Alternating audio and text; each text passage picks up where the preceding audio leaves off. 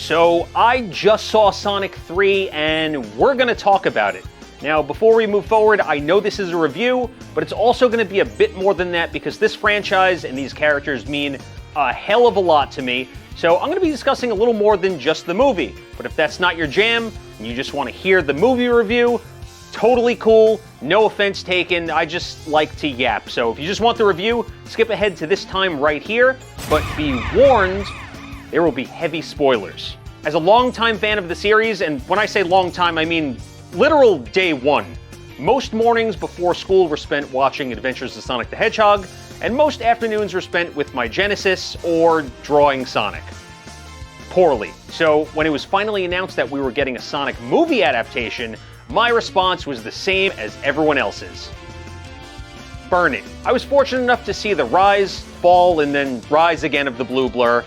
At least that's how it was for me personally, so yeah, blah blah blah, rough transition to 3D. I don't see it that way, I never did.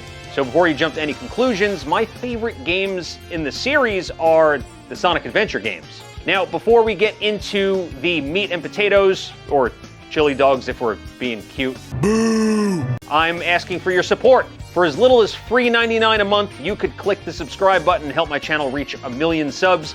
And if you do happen to be a new viewer and you click this video because Sonic, you might like some of my various Sonic games I've played through on this channel, good and bad. So click around when you get a minute. I would greatly appreciate it. It's actually kind of crazy how far video game adaptations have come.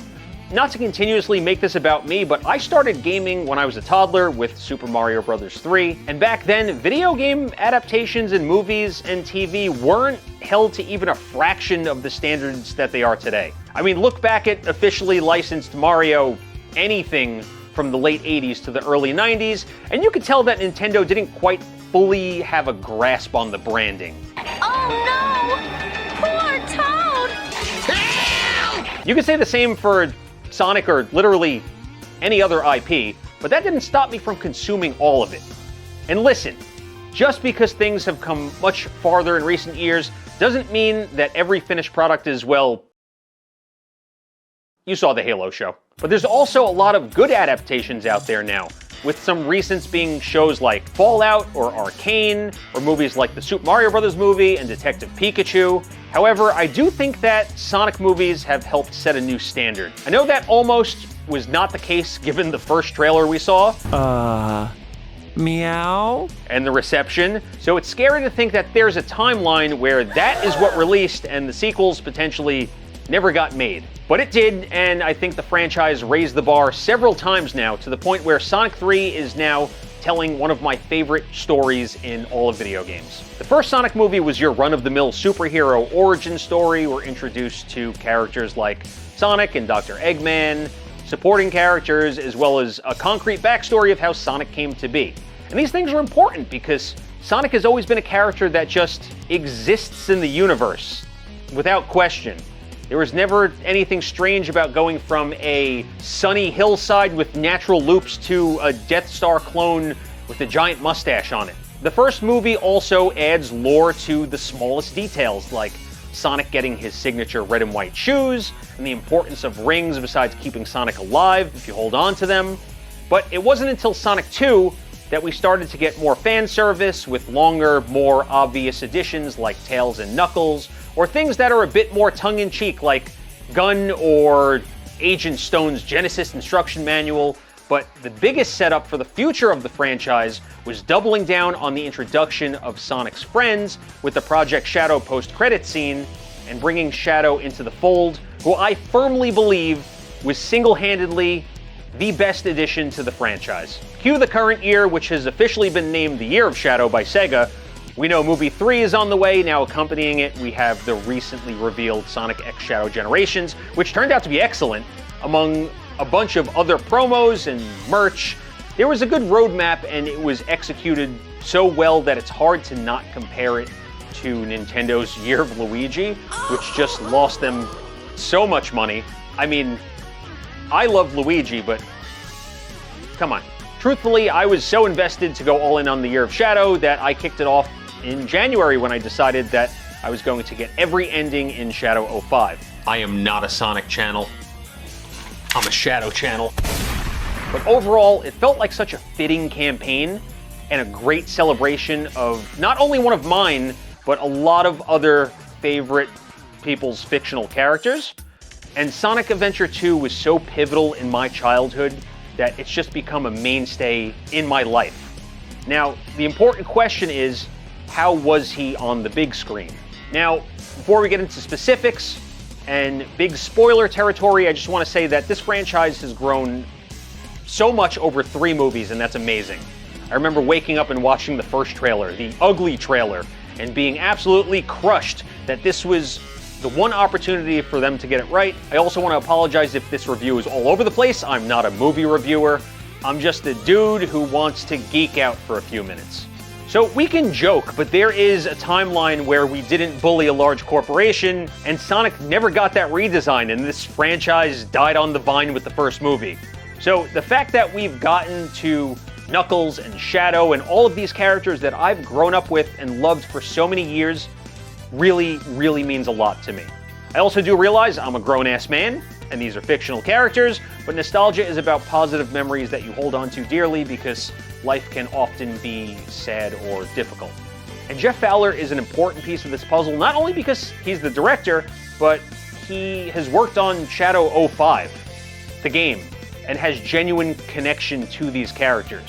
One of the most important things for me personally was this movie needed to hit that emotional beat, because while Sonic can often be funny or cartoonish or just firing off one-liners, Shadow has a very tragic backstory. I mean, out of the entire cast, there's no question that Shadow, as a character, has the most depth. The first movie was emotional in the sense that Sonic was alone and had to find his way in the world. The second movie was definitely sillier, but I think it's definitely easier to do something like that with characters like Tails and Knuckles. And if I can just be honest, I kind of dislike the dumbing down of Knuckles because I've always seen him as this Piccolo-adjacent character. I mean, I still love Knuckles, but I think that sometimes they lean too far into dumbing him down. But that wasn't the case for 3, though, because Knuckles had some great moments. And because of that, one of the things that I probably among many people worried about the most was the portrayal of Shadow and how accurate he would be to his source material. And now that I've seen the movie, they've not only nailed it, but they've built upon it. Sonic 2 seemed to just get more cartoony, but 3 reins it in for sure, despite some jokes feeling a bit forced or going too far, and Keanu is perfect for the role. He killed it. I always thought he was a great choice for the role because Keanu excels in playing dark characters with haunted pasts, and Duke Kaboom from Toy Story. But I will admit that when I played the Generations Tokyo Mission DLC, I was a bit underwhelmed. Where am I now? Is that me? I've taken on another form? I feel as if I've left my own dimension. But it could be chalked up to voice direction. Okay, let's talk about the scene. I don't even need to further elaborate, you already know what I'm talking about.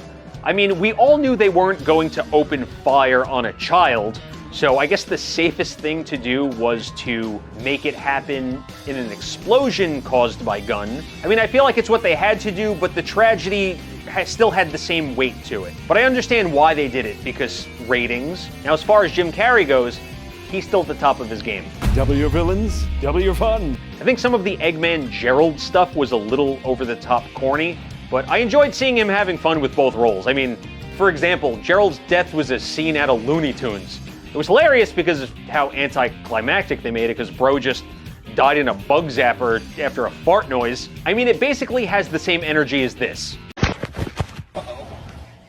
But talking more about Eggman, I want to talk specifically about the end scene with Eggman, though. He's one of my favorite characters, and also one of the deepest. Jim Carrey's physical acting, along with the banger new suit they gave him, was just an incredible portrayal of the character.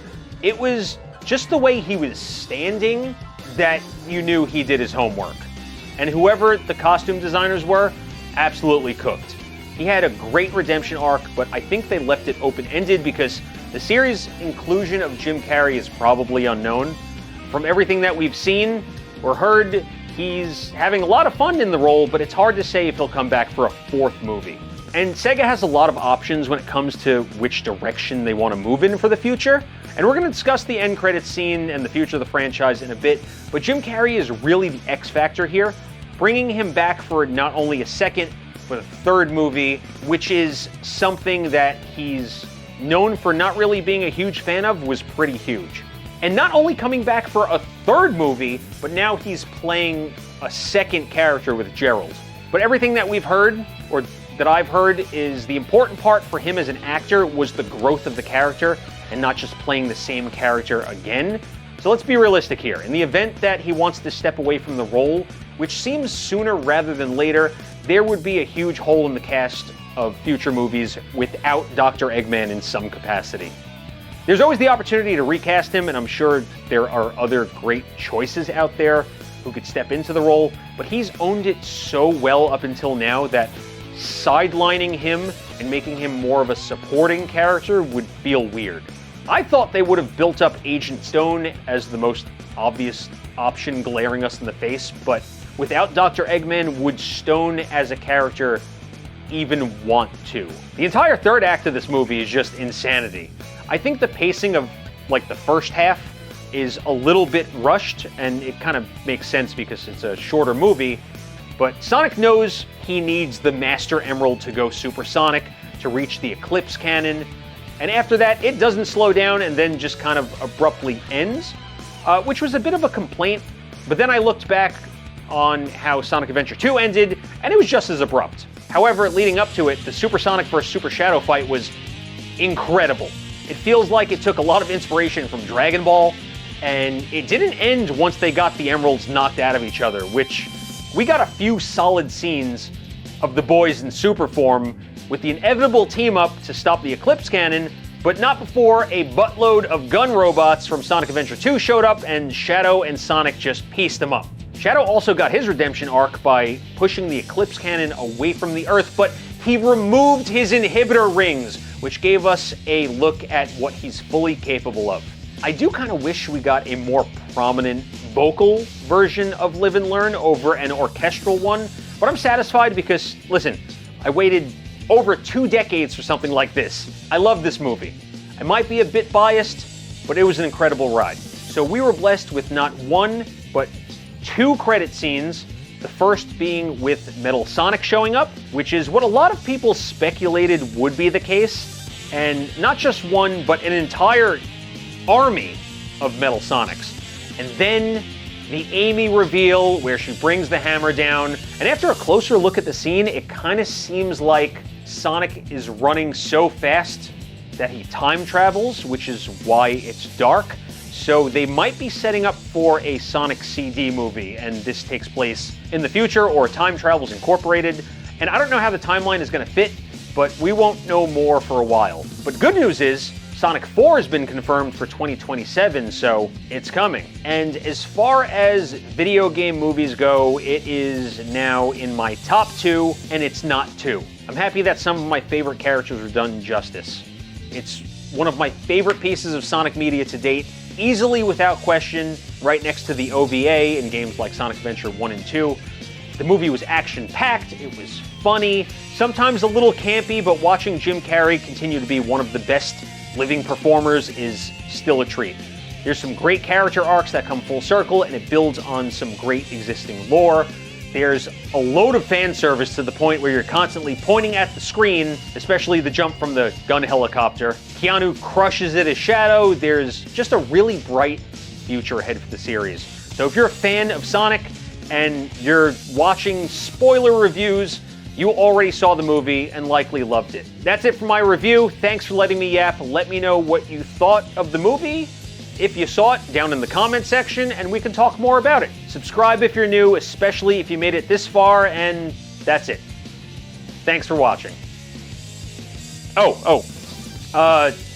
7 out of 8 tentacles up? I don't know. I needed a cute review system.